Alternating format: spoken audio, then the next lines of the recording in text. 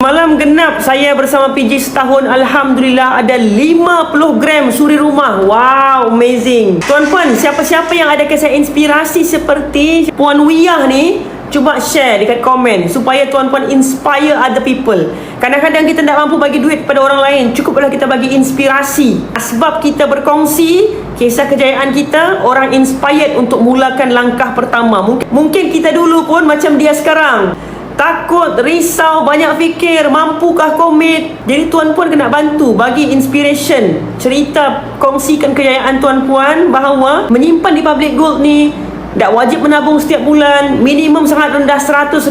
Spread dia sangat rendah. Kita boleh dapat physical item. Kita boleh menabung dalam gap yang mana kita boleh beli emas 24 jam 7 hari seminggu. Tiada hari kedai tutup. Kita boleh keluarkan emas mengikut bentuk-bentuk yang kita mahu. Banyak kelebihan dia tuan-puan. Kita boleh jual pajak anytime. Kita boleh physicalkan bila ada emas tu 0.5 gram. Bukan macam kita beli dekat certain institusi yang kita kena cukupkan 200 gram baru boleh keluarkan emas physical. Bayangkan 200 gram tu bukan senang. Kalau 100 gram harga hari ni RM60,000, just imagine kalau institusi tempat yang kita beli emas kan, dia cakap mau keluarkan emas kena ada 200 gram. Berapa tu? Kena ada simpanan emas RM120,000. Bila kita boleh pegang merasap emas fizikal kita sendiri. Tapi dekat Public Gold, simpanan RM100 boleh mula sudah. Dan once kita punya tabungan tu capai 0.5 gram, boleh sudah keluarkan fizikal. Best ke tidak tuan-puan?